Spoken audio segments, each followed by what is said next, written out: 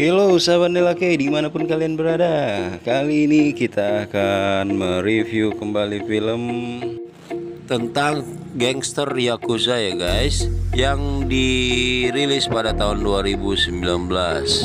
Seperti apa filmnya? Jangan kemana-mana.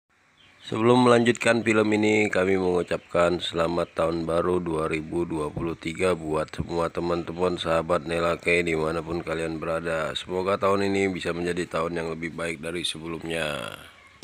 Oke guys, di sini saya akan mereview kembali film-film terbaik ya guys. Ya, masih seputar para gangster Yakuza. Jangan lupa klik. Sebelum kita masuk ke alur cerita filmnya, saya akan menjelaskan sedikit tentang Yakuza ya guys ya. Yakuza yaitu adalah sekumpulan kelompok atau organisasi yang ada di Jepang, yang biasa disebut juga gangster ya guys ya. Nah, mereka memiliki kelompok-kelompok dan secara individu juga.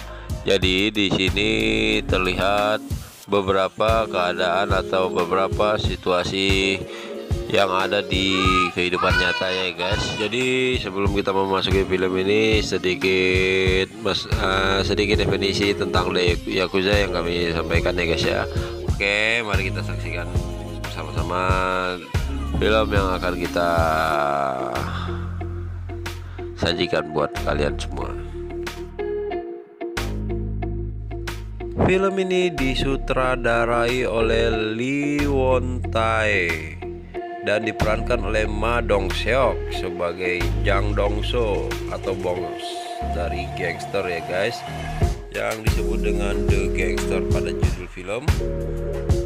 Sementara di The Cop atau detektif itu diperankan oleh Kim Moo Yeol sebagai Jung Tae Soo, dan yang terakhir itu The Devil atau psikopat diperankan oleh Kim Sung Kyu sebagai Kang Kyung Ho, dan masih banyak lagi artis papan atas lainnya ya guys.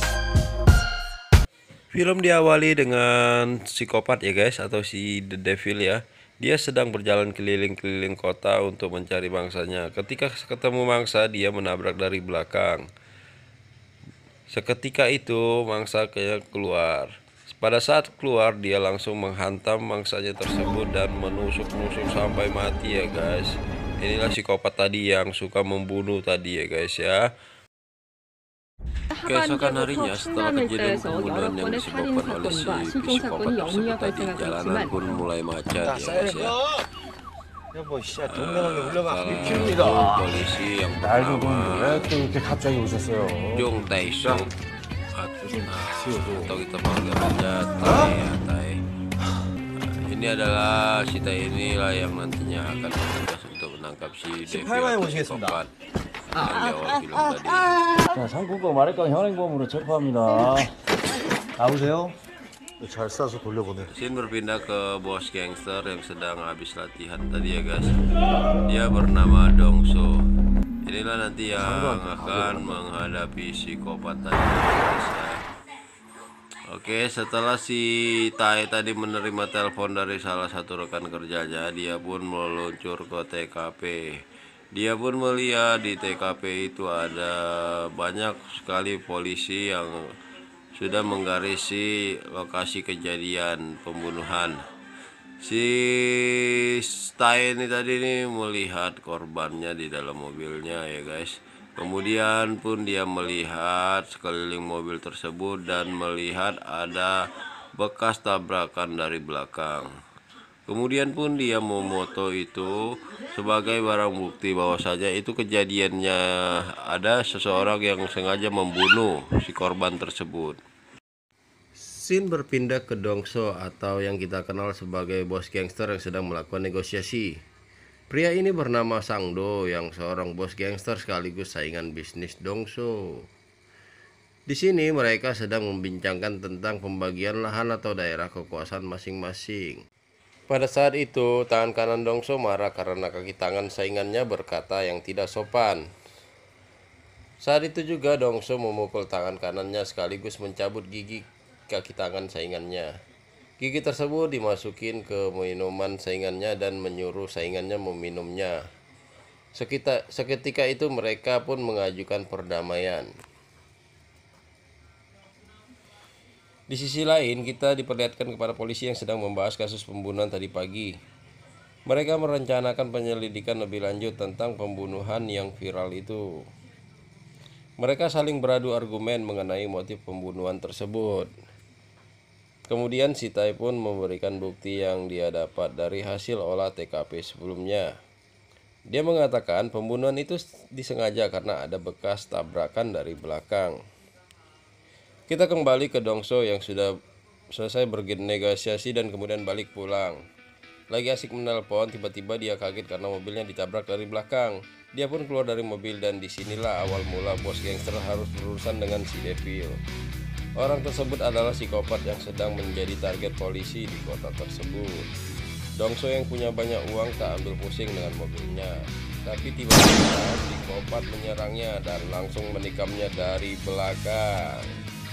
Dongso seorang bos gangster pun melawan dan terjadilah adu fisik antara The Gangster versus The Devil.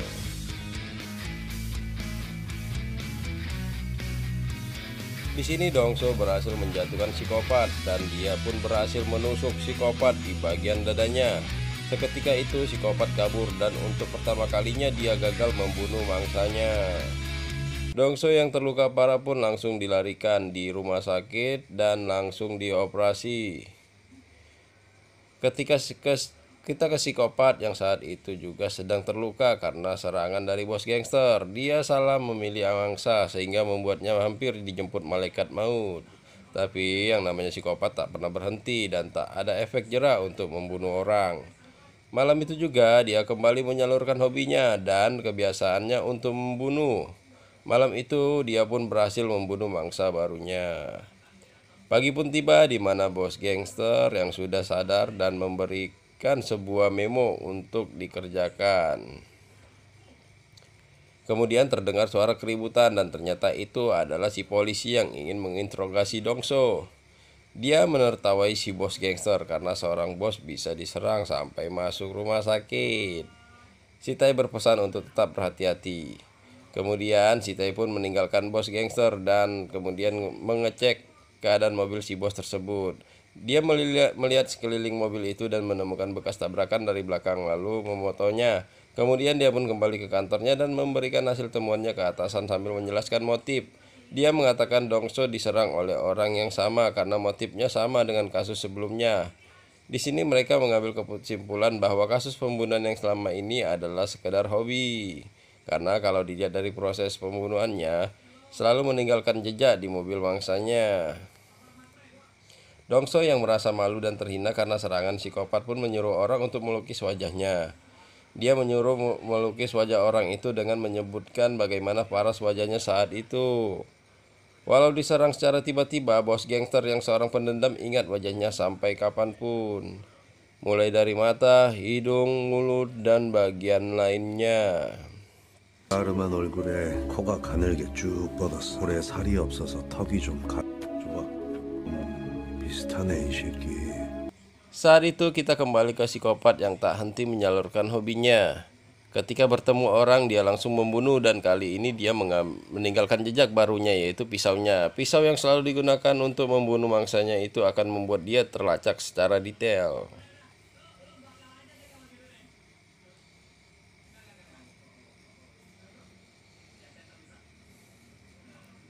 Kita kembali ke Dongso yang sudah mendapatkan jelas detail wajah si Devil atau psikopat ya guys. Dia memberikan sketsa wajah si Devil kepada tangan kanannya untuk ditelusuri secara detail. Di sisi lain terlihat para investor sedang menjelek-jelekan Dongso di hadapan anak buahnya. Mereka pun membatalkan kerjasama dengan Dongso. Waduh, gawat nih. Kemudian tangan kanannya pun menjelaskan hasil temuannya itu kepada Dongso dan menceritakannya. Setelah itu si Tai datang menjumpai Dongso dan meminta Dongso bekerja sama dengan mereka. Dongso yang pendendam menolak permintaan Tai karena dia sudah merasa malu dan terhina oleh psikopat. Dongso kini memiliki bukti baru yang dapat membawanya ke psikopat secara langsung. Dongso pun mulai mencari DNA yang ada di pisau tersebut. Dongso pun memulai pelacakan DNA dan mulai bekerja sama dengan Tai. Dongso juga menawarkan anak buahnya untuk membantu si Tai dalam proses penangkapan si Devil.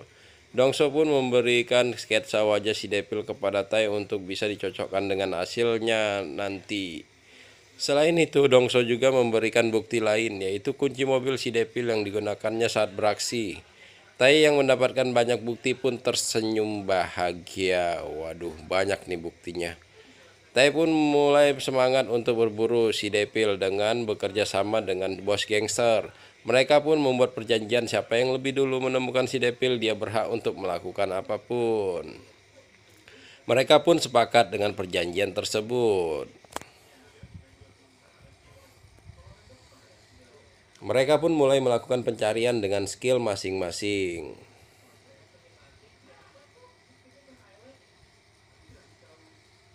Saat itu, Dongso memiliki rencana lain, yaitu menyuruh anak buahnya membunuh saingannya. Saingannya langsung dibunuh dengan menggunakan pisau si Devil tadi.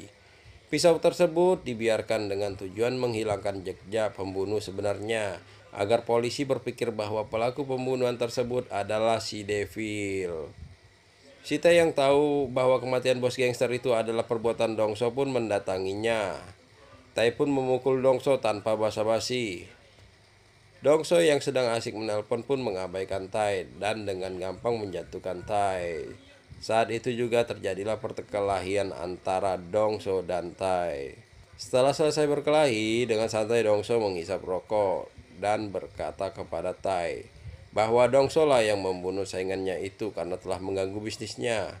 Tai yang mendengar hal itu pun bersikeras ingin menangkap Dongso, tapi dia akan melakukannya setelah urusannya dengan si Devil selesai. Kematian bos gangster pun menjadi viral di seluruh media sosial di kota tersebut. Kejadian tersebut dikategorikan sebagai pembunuhan berantai karena barang bukti yang ada di tubuh korban. Seketika itu si Devil melihat bahwa berita yang disebarkan mengenai barang bukti bukanlah perbuatannya. Devil pun kesal dan langsung pergi bergegas mendatangi rumah duka. Sesampainya di rumah duka, si Devil memberikan surat kepada kaki tangan bos gangster tersebut. Surat itu memberitahukan bahwa pembunuh bosnya adalah orang suruhan Dongso. Setelah selesai berduka, keesokan harinya Dongso menerima pembalasan dari anak buah saingannya. Mereka menyerang Dongso yang saat itu juga ada si Tai, sehingga terjadilah perkelahian di antara mereka. Dongso dan Tai pun berjuang keras melawan seluruh anak buah gangster saingan tersebut, karena pada saat itu Dongso tidak ditemani oleh para anak buahnya. Dongso yang diledekin kaki tangannya itu pun mengejarnya. Saat itu Tai sedang bertarung melawan anak buah tersebut, lalu dibantu oleh Dongso. Ketika Tai menangkap kaki tangan bos gangster tersebut, tak sengaja dia membunuh kaki tangan bos gangster tersebut. Disitulah Tai merasa terpukul.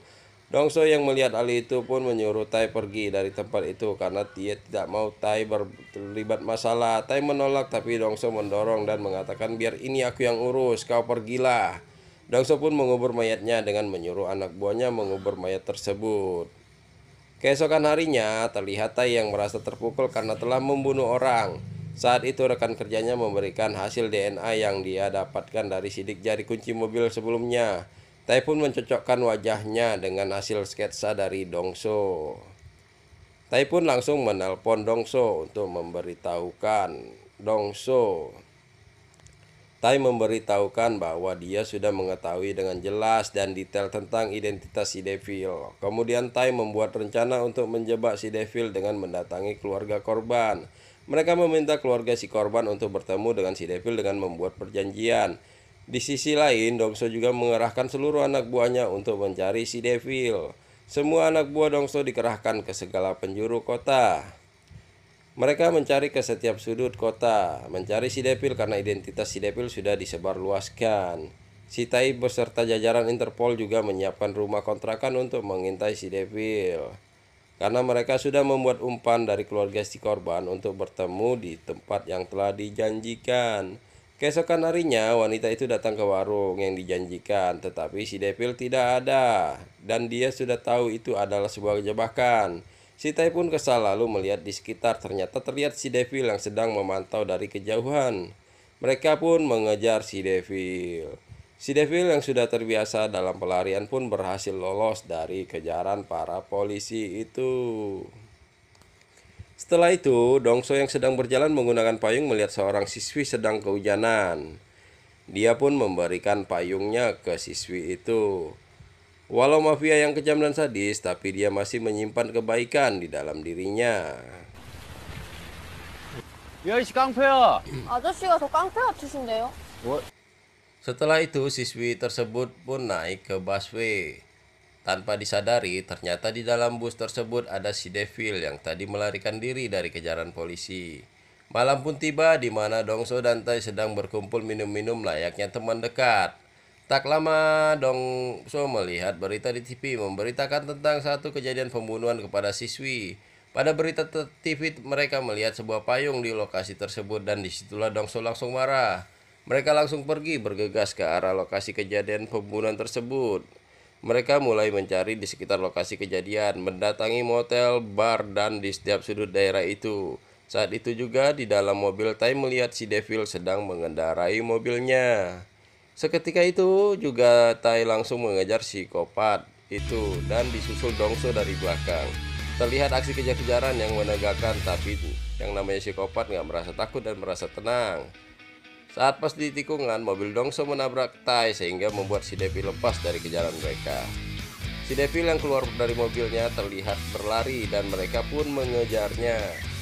Dongso dan anak buahnya berbagi arah untuk mengepung si Devil. Namun Dongso mendengar suara anak buahnya sedang berkelahi. Ternyata si Devil berhasil menusuk-nusuk anak buahnya dan langsung kabur disusul oleh Dongso. Dongso pun mengejar si Devil yang sudah kabur itu ke sebuah klub malam. Satu persatu kamar diperiksa hingga akhirnya saat itu Dongso mendorong pintu salah satu kamar. Dan saat itu juga si Devil tertimpa pintu yang didorong oleh Dongso. Seketika itu habislah si Devil digebukin oleh Dongso dan kemudian diseret untuk dibawa ke markasnya.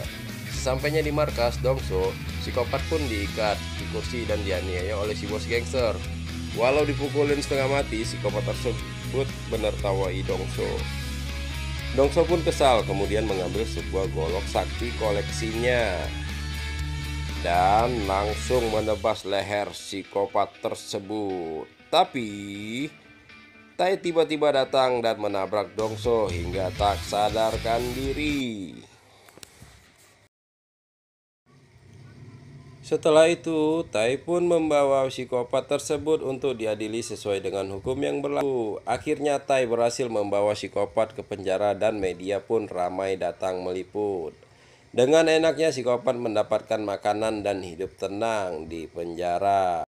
Kemudian dia pun diinterogasi oleh Tai untuk mengakui semua perbuatannya.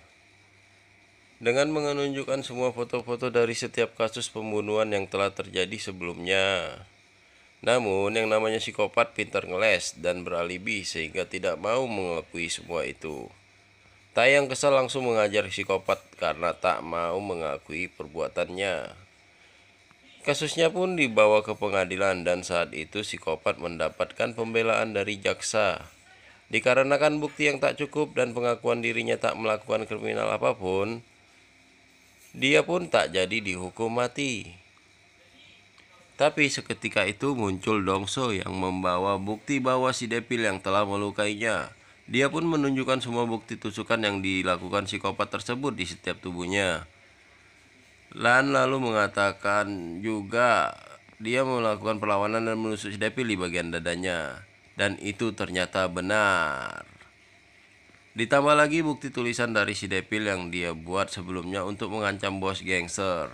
Dan saat itu juga hakim memutuskan hukuman mati kepada psikopat tersebut. Setelah kasus selesai, Tai pun mendapat pemecatan. Di akhir cerita, si bos gangster yang sebelumnya berjanji akan dihukum atas pembunuhan saingannya meminta dimasukin ke penjara yang sama dengan psikopat tersebut.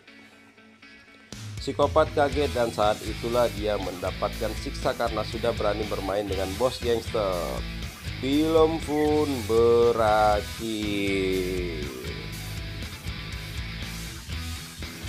Oke guys, itulah tadi cerita film The Gangster, The Cop, The Devil. Semoga kalian terhibur dengan film yang kami bawakan.